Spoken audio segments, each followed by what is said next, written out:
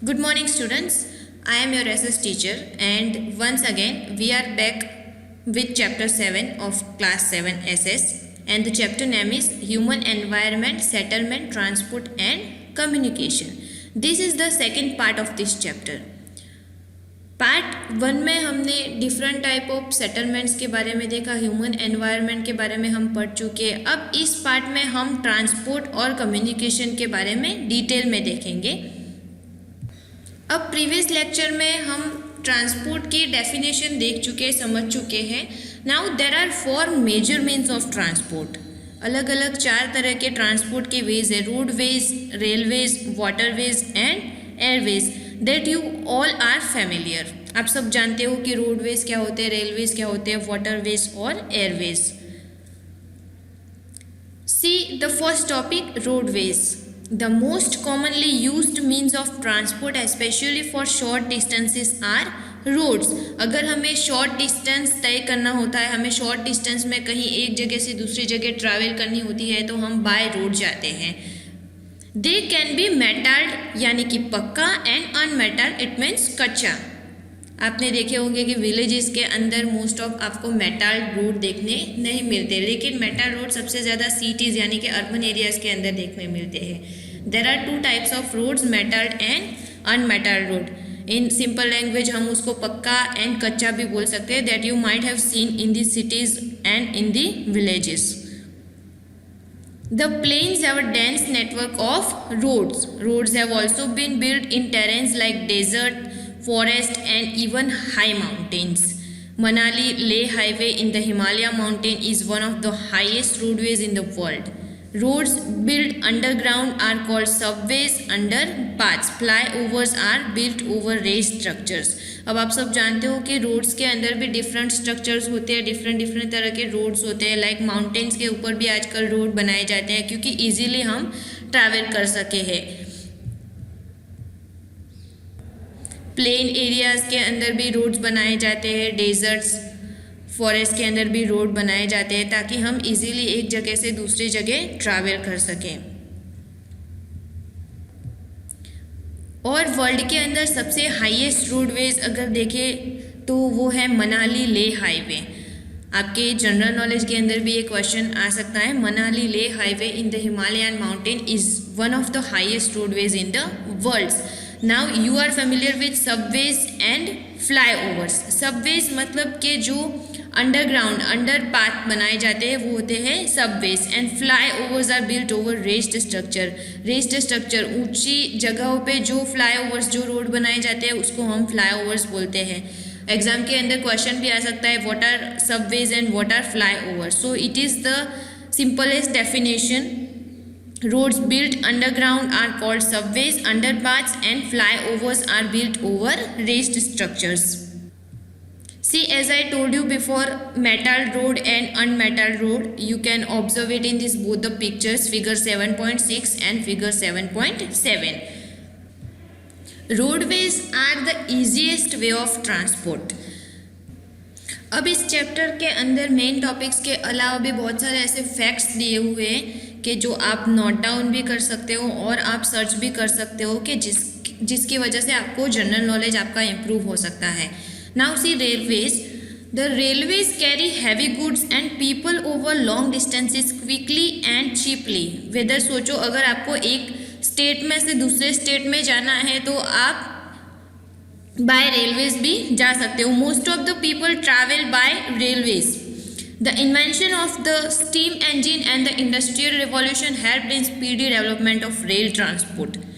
Diesel and electric engines have largely replaced the steam engines.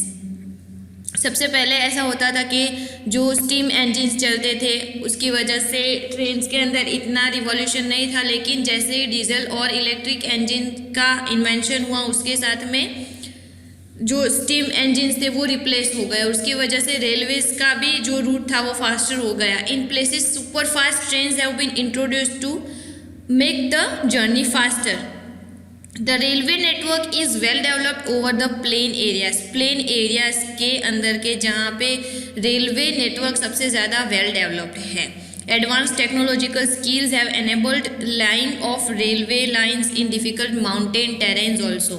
आप सब जानते हो कि टेक्नोलॉजीज़ के बढ़ने के साथ में ऐसा नहीं है कि जो प्लेन मैदान है या कुछ सीधे जो वेज है वहाँ पे रेलवेज जाते हैं। नाउ डेज जो माउंटेन्स है या फॉरेस्ट वाले एरियाज़ है बहुत ही डिफ़िकल्ट, वहाँ पे भी रेलवेज जा सकती है, but these are much fewer in number. लेकिन ये जो डिफ़िकल्ट वेज में जो रेलवेज ट्रैवल करती है वो बहुत ही कम है। Indian railway network is well developed. सबसे ज़्यादा वेल डेवलप्ड जो नेटवर्क है रेलवेज़ का वो है Indian railway network. It is the largest in Asia. अगर क्वेश्चन आए कि एशिया के अंदर सबसे ज़्यादा लार्जेस्ट जो ट्रांसपोर्ट का वे है वो सबसे ज़्यादा नेटवर्क किसका है, तो वो है Indian railway network. Now see the trans Siberian railway network map is given here. You can observe it yourself. It is the longest railway system के जो Saint Petersburg in western Russia और Pacific coast पे Vladivostok को join करता है। Now see waterways. You have already learn that since early days waterways were used for transportation. कि जब vehicles का इन्वेंशन ज़्यादा नहीं हुआ था उस टाइम पे सी रूट्स सबसे ज़्यादा यूज़ होते थे। Waterways are the cheapest for carrying heavy and bulky goods over long distances. They are mainly of two types. Sea routes के अंदर भी दो टाइप्स हैं, inland waterways and sea routes, कि जिसके बारे में मैं आपको उसका डिफरेंस भी समझाऊंगी। Inland waterways is used to transport goods from one place to another inside a mass of land, while sea routes the goods are usually transferred from one land mass to another via the oceans and the seas. जो sea routes होते हैं वो एक ज़मीन से लेकर दूसरी जगह जाने के लिए यूज़ होते हैं कि जिसमें बीच में कहीं पे भी स्टॉप नहीं होता है। And inland waterways exist in form of rivers, canals, backwaters and lakes, while sea routes exist in form of seas and ocean. Sea routes उसका जो नाम है सी रूट्स उसके अंदर ही उसकी डेफिनेशन है। और जो नेविगेबल रिवर्स और लेक्स होते हैं वो इनलैंड वाटरवेज के लिए यूज़ होते हैं। Navigable rivers and lakes are used as inland waterways. Some of the important inland waterways are the Ganga Brahmaputra river system, the Great Lakes in North America and the river Nile in Africa. ये हम inland waterways के बारे में देख रहे हैं। Sea routes and ocean routes are mostly used for transporting merchandise and goods from one country to another. Sea routes क्यों use होते हैं? अगर कोई गुड्स से ज़्यादा ट्रांसपोर्ट करना है तो वो एक कंट्री से दूसरी कंट्री में शिफ्ट करने के लिए सी रूट्स यूज होते हैं। These routes are connected with the ports, और ये एक पोर्ट से दूसरी पोर्ट पे ट्रेवल करते हैं। Some of the important ports of the world are Singapore and Mumbai in Asia. Mumbai कि जो एशिया के अंदर है और सिंगापुर, वर्ल्ड की हम यहाँ पे बात कर रहे हैं तो वो सबसे इम्पोर्टेंट पोर्ट्स हैं सी रूट्स के लिए। New York, Los Angeles in North America, Rio de Janeiro in south America, Durban and Cape town in Africa, Sydney in Australia, London and Rotterdam in Europe. ये हम सारे वर्ल्ड के जो famous most important used waterways है, sea routes है, उसके बारे में बात कर रहे हैं। And you can name some more ports of the world. You can search it on Google also. Airways. अब एयरवेज की हम बात करें तो एयरवेज का नाम सुनते ही आपके माइंड में हेलीकॉप्टर्स या एरोप्लेन्स की इमेजेस आ जाती है। And this is the fastest way of transport developed in the early 20th century। आज आप जानते हो कि एक कंट्री से दूसरी कंट्री में जाने के लिए हार्डली 6 से 7 घंटे ही हमें लगते हैं। It is also the most expensive, और इसका एक्सपेंस भी सबसे ज़्यादा है due to high cost of fuels. Air traffic is adversely affected by bad weather like fog and storms. जैसे रोडवेज की हम बात करें तो यहाँ पे बहुत सारा ट्रैफिक होता है सिटीज़ के अंदर, हमने आगे जो पार्ट 1 है उसमें भी देखा था। तो एयर ट्रैफिक किस वजह से होता है? Because of fog and storms.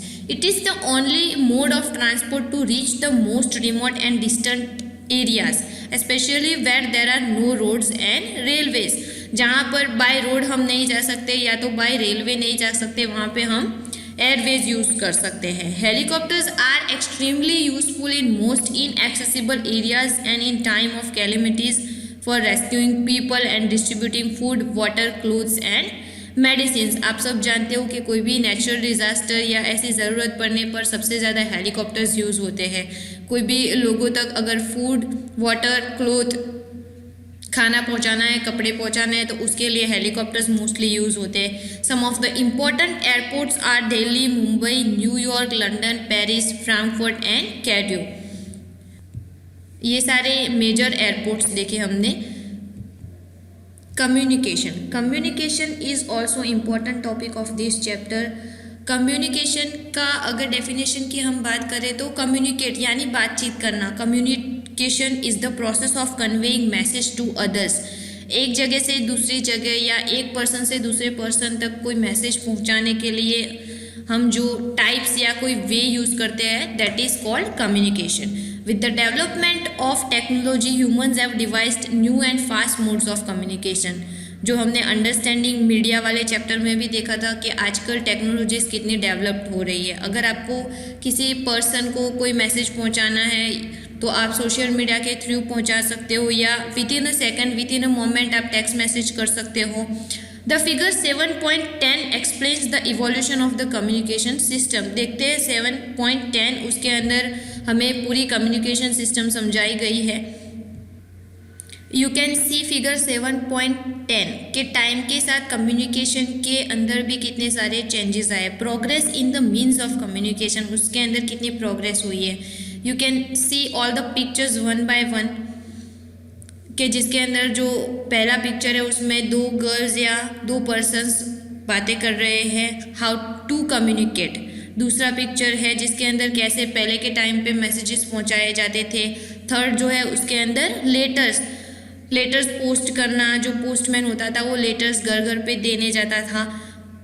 After that newspapers है, मैगजीन्स है, और आज के टाइम पे बहुत सारा डेवलपमेंट हो चुका है कम्युनिकेशन के अंदर। कितनी सारी टेक्नोलॉजीज आ गई है कि जिसमें मोबाइल है, टीवी है, लैपटॉप, कंप्यूटर, बहुत सारी चीज़ें इन्वॉल्व है। Communication is the process of conveying message to others. With the development of technology, humans have devised new and fast modes of communication. The advancement in the field of communication has brought about an information revolution in the world. अगर हम ये जो communication के अंदर development हुआ उसकी बात करें तो उसको शॉर्ट वर्ड में इंफॉर्मेशन रिवॉल्यूशन भी हम कह सकते हैं। Different modes of communication are used to provide information provide करने के लिए भी कम्युनिकेशन के अलग अलग मोड्स यूज़ होते हैं। To educate as well as to entertainment के भी और एजुकेशन के भी। जैसे फॉर एग्जांपल आप अभी जो ऑनलाइन पढ़ाई कर रहे हो वो। Through newspapers, radio and televisions we can communicate with a large number of people. They are therefore called mass media. आपके एग्जाम के अंदर भी क्वेश्चन आ सकता है या डेफिनेशन भी आ सकती है कि मास मीडिया क्या है, what is mass media. So this is the definition of mass media. बहुत सारे डेवलपमेंट, बहुत सारे मोड्स यूज़ करके जो कम्युनिकेशन होता है उसके अंदर अलग अलग इंस्ट्रूमेंट्स यूज़ होते हैं। फॉर एग्जांपल है रेडियो है, टेलीविज़न है, लैपटॉप, कंप्यूटर। उसके अंदर अगर प्रिंटेड मीडिया की बात करें तो वो है न्यूज़पेपर्स और magazines. Nowadays, social media is most used mode of communication. The satellites have made communication even faster. Satellites have helped in oil exploration, survey of forest, underground water, mineral wealth, weather forecast and disaster warning.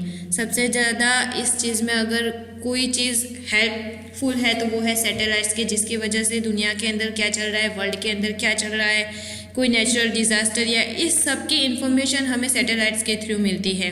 Now we can send electronic mails, जिसको short में emails कहा जाता है, emails through internet.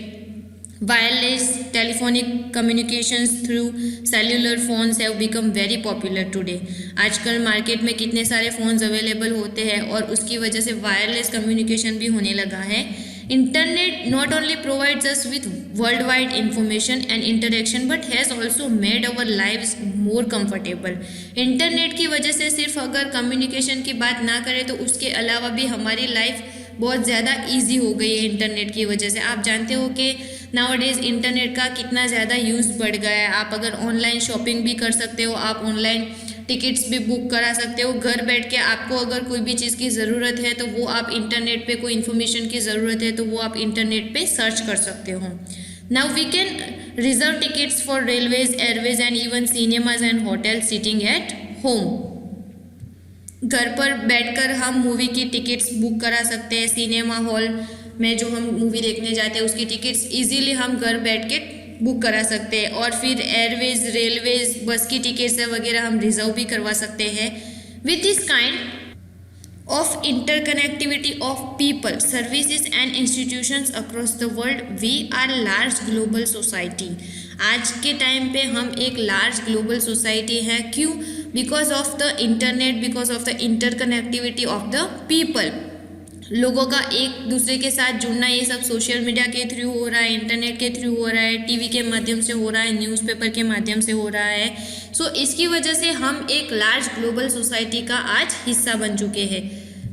और ways of transport के अंदर हमने जो इनलैंड वाटरवेज और सी रूट्स थे उसके अंदर कुछ पोर्ट्स के बारे में भी पढ़ा था। So this is the map of world major sea ports and airports. It is part of transportation. So we have covered major important topics in the chapter like human environment, types of settlements, types of transport, types of communication. So the chapter is completed here. Read and revise it once again. Thank you.